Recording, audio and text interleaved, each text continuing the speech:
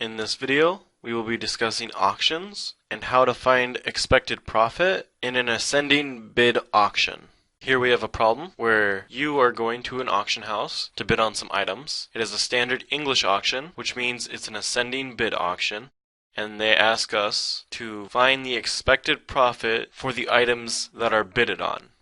And for the first question, they give us a number of bidders is 10. We value the item at $70 and the winning bid is $60, and we want to find the expected profit. With auctions, they work very differently than profit maximization for firms, as firms usually profit maximize to benefit themselves and not the consumers as much, while with auctions, the person that we are looking at is the consumer. And we're trying to maximize the profit or utility by finding our expected profit and optimal bidding strategy. In an English or ascending bid auction, the optimal bidding strategy is to bid up until your maximum willingness to pay, or how much you value the item, and stop once you get to that maximum willingness to pay. Because once you pass that maximum willingness to pay, you then earn a negative profit on the item you purchase, and you are subject to buyer's remorse. So now if we want to find the expected profit, we would recall a formula that is profit equals 1 over the number of bidders times the quantity, B, which is the value of the item you are bidding on, minus P, which is the price of the item you are bidding on. And we would use this to find our expected profit. So plugging in what we know, we get profit equals 1 over 10, because that is our number of bidders, and that would be multiplied by the quantity of B, which is 70, because that is what we value the item at, minus P, which is the winning bid, and that is $60. And if we plug this into a calculator, we find our expected profit equals 1.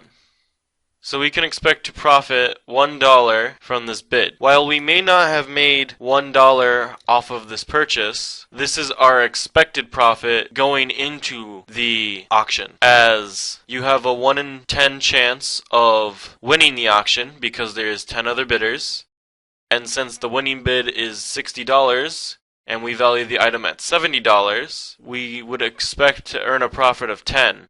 But since there is only a 1 in 10 chance of winning, the 10 and 10 cancel, and we can expect to profit $1 from all outcomes. Next, we have another problem where they give us the number of bidders is 20. We value the item at $80, and the winning bid is $100. So we would use the same formula of profit equals 1 over n, which n in this case is the number of bidders, and that's 20, times our maximum willingness to pay of $80, minus the winning bid of $100. And if we plug this into a calculator, we get an expected profit of -1. So, as this item goes above our maximum willingness to pay of $80, as the winning bid is $100, we would not win this auction, as we would not bid above $80. And given our likelihood of winning being a 1 in 20 chance, and seeing that our expected profit is negative, we would choose not to participate in this auction, as we feel that it is not worth it to bid on this item anymore after it passes our maximum willingness to pay. And so, we have a third problem where they tell us that there are 50 bidders, we value the item at $240, and the winning bid is $150. So if we use the same formula as before, we have the profit function of 1 over the number of bidders, which in this case is 50, times the quantity of our maximum willingness to pay, which is $240, minus the winning bid of $150, And by plugging this all into a calculator, we get a final profit of 1.8. So this is our expected profit. And seeing as it's positive, we would most likely partake in this auction, even though we may have a low likelihood of winning this auction.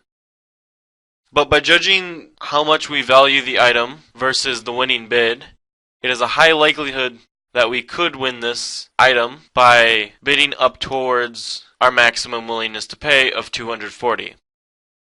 As it appears, not every bidder has a high maximum willingness to pay compared to ourselves. But this is all just speculation on this problem. And we come to our final problem, where they tell us there are 100 bidders, we value the item at $850, and the winning bid is $360. And as before, we would use the same profit formula for expected profit, and we have 1 over n, which is 100, times the quantity of our maximum willingness to pay, which is $850, minus the winning bid of $360. And by plugging this all into a calculator, we get an expected profit of 4.9. As we can see, we have a much higher expected profit due to how much we value the item and how much larger that is than the winning bid. So much so that there is high incentive to participate in this auction, even with 100 bidders. So as we can see, there is a trend where if expected profit is a positive number, we would participate in this auction.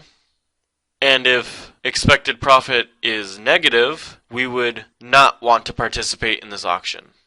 And if expected profit was 0, it's ultimately up to the bidder if they want to participate or not. That will conclude this video on expected profits in ascending bid auctions.